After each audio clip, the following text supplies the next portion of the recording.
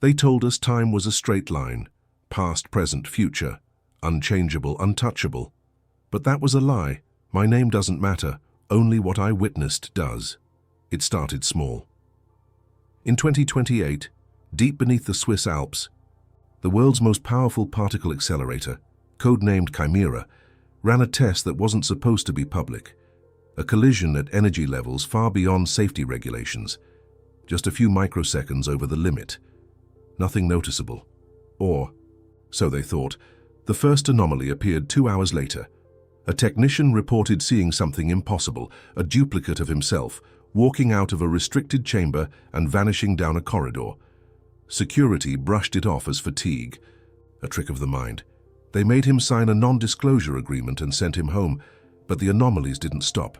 Security footage showed doors opening and closing on their own, monitors flickering between real time and something else, moments that hadn't happened yet, moments that would happen hours later. At first we laughed it off, blamed the stress, blamed the machine, until the breach. At 02:14 a.m., Sector 9 went dark, not a power outage, a blank space.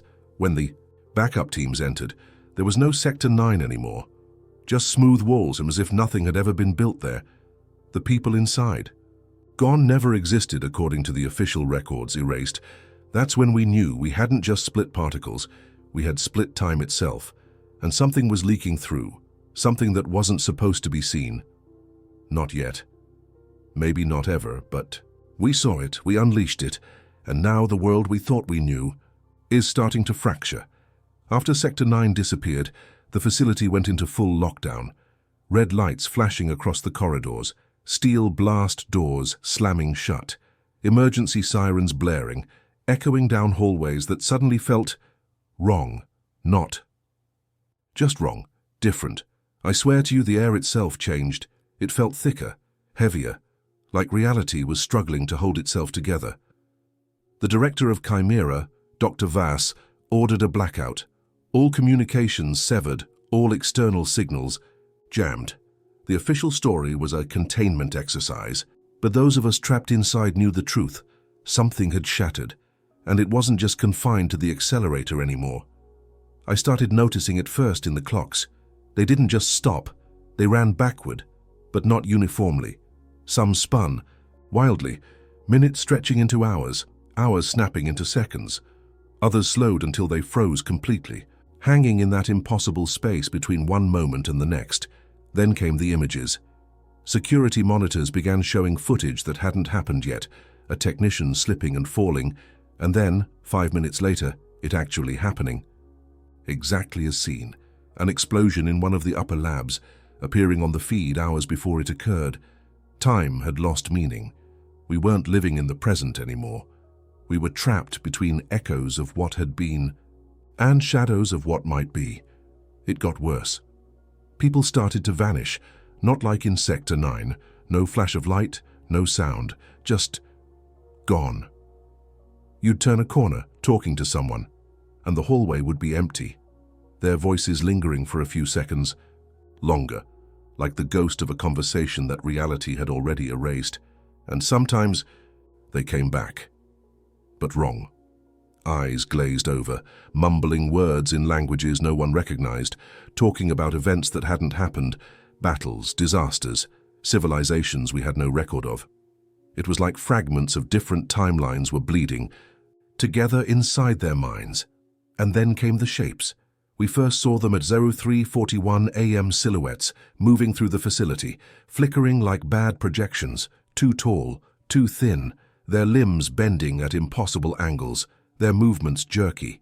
As if they were trapped between frames of film, they didn't attack. They didn't even seem aware of us. They were passing through a version of Chimera that wasn't ours, versions of people that weren't us. It wasn't just time. That broke. It was reality itself, multiple versions of the same place, the same people, the same events, overlapping, collapsing, fighting for dominance, and we were stuck in the middle. No way out, no stable point to return to. Some believed we could reverse it, that if we shut down the collider, sealed the breach, everything would snap back into place. But others, the ones who had seen too much, whispered a darker theory. This isn't an accident. The breach wasn't random.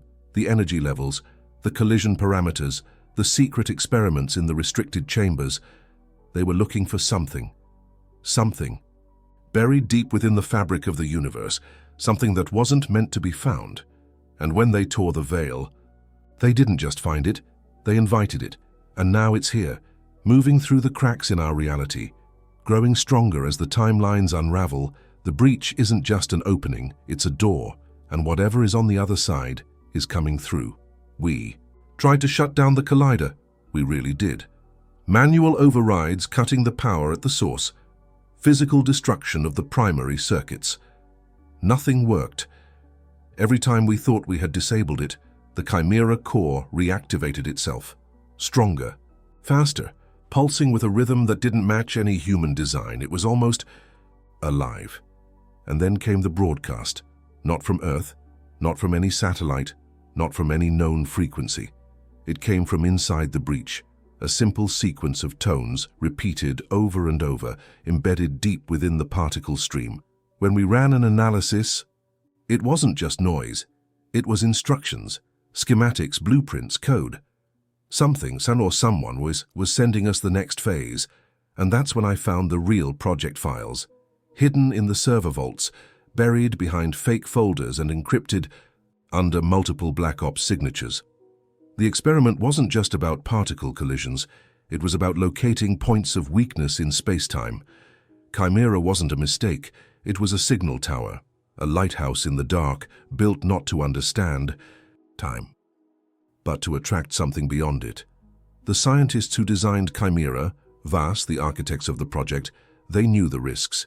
They knew the old warnings buried in physics, in myth, in history. Do not call into the void. For the void listens, but they called anyway because they believed something else, something older, a theory forbidden by mainstream science. That time itself was a construct, a prison, built to keep something outside. And we were the jailers without even knowing it. By breaking time, by rupturing the flow of cause and effect, we hadn't just freed ourselves from the illusion of linearity, we had shattered the locks. The real reason for the Chimera project wasn't advancement. It was contact with the architects, beings that existed outside of time, outside of matter, beings that had been locked away for the safety of all realities. And now, through the breach, they were returning. Already the changes were accelerating, memories shifting, entire hallways inside Chimera leading to places that didn't exist. Voices calling out in rooms we had abandoned hours earlier, or was it days? I remember running through a corridor and finding myself standing at the other end. Not a reflection, not a vision. Another me, older, scarred, eyes hollow and filled with something I couldn't comprehend. He didn't speak. He just looked at me with a gaze of pure regret, and then he disappeared, folded back into the fabric of a timeline that should never have touched mine. I'm not sure how much longer I have. The walls of reality are growing thin. Every choice fractures into 1,000 possibilities. Every breath spawns new echoes, and somewhere beyond the breach the architects are watching, waiting. I think that's the worst part. We thought we were the masters of our own destiny, but we were never free. We were just maintenance workers, caretakers of a prison older than the stars. And now that the locks are broken, we're about to learn why they were built in the first place. At first, the breach was small, a ripple, a hairline fracture running along the spine of reality, barely noticeable if you weren't looking straight at it. But now it's a wound, wide open, bleeding the impossible into everything we once thought was real. From my station deep beneath the Chimera facility, I could see the pulse, not with my eyes, with my mind, a steady throbbing, like a heartbeat echoing through existence itself. And with every beat, they moved closer. The architects of the entities outside of time no longer flickered at the edges of our vision. They stood in the open now, towering shapes, robed in darkness, their outlines shifting between forms faster than the mind could process. One moment, a humanoid silhouette. The next, a swarm of geometries twisting in patterns not meant for human eyes. The next, something that looked horribly, terribly familiar. Faces of people we knew, mothers, fathers, lovers, all stitched together from memories plucked out of our fractured timelines. But it wasn't really them. It was bait. The architects weren't just stepping into our world, they were rewriting it. Reality itself buckled under their presence. Watched walls melt into forests, ceilings twist into endless black skies, rooms folding into oceans of glass. The few survivors left in the facility, the ones who hadn't vanished or gone mad, tried to escape. Some ran into corridors that looped endlessly back to where they started. Others opened doors only to find themselves falling through endless white voids. And some just stopped existing mid-step, mid-breath, like errors deleted from a corrupted simulation. I tried to fight it, tried to resist the pull of the breach, but the closer the architects came, the harder it became to hold onto a single thought, a single memory, a single piece of myself. I could feel versions of me splitting off with every choice I made. Some versions ran, some versions hid, some versions surrendered completely. And somewhere, through the breach, I saw them. Other Earths, other Chimera projects, other timelines where the architects had already crossed over. Worlds drowned in darkness, cities floating in shattered skies, oceans frozen in mid-collapse. And always, the same thing at the center. A tower, a structure made of pure black, pulsing with the same impossible rhythm, a monument to the death of time itself. I realized then that there was no fixing this. The breach wasn't an accident. It was a cycle, a pattern older than memory. Civilizations rose, discovered the edges of reality, reached too far, called out, and were answered. Always the same, always ending the same, because time itself was never ours. We were just living on borrowed loops, temporary flickers of light in a universe engineered to erase itself. And start again, and now, our flicker is almost out. I can feel the architects pressing closer, slipping through the cracks, whispering promises into the minds of those too broken to resist. Shed your chains, join the fold, become eternal. Some of the others are listening. I can hear them chanting in the halls, speaking in tongues I don't recognize, staring into the breach with empty eyes. But not me. Not yet. Because if there's one thing left that's truly human, it's the refusal to bow. The refusal to let go of what we are, flawed, broken, beautiful, even as the architects step through, even as the world bends and shatters, even as the last pieces of time fall away like ash. I will remember. I will fight. Even if it means standing alone at the end of everything, because if we are to be erased, let the architects know we did not go quietly. There's almost no time left now, I can feel it. The way you feel the weight of a storm pressing against your skin before the first flash of lightning. Reality is folding, not breaking apart like glass. No, it's folding, curling in on itself like a burning sheet of paper. The walls of Chimera have disappeared, the corridors, the rooms, the laboratories, where we dared to break the universe's most sacred law, gone. Around me now, there's only fragments, floating islands of what once was adrift in a sea of endless black. And through it all, the architects walk. Their forms are almost clear now, vast, radiant, terrible. They are not beings of flesh or matter.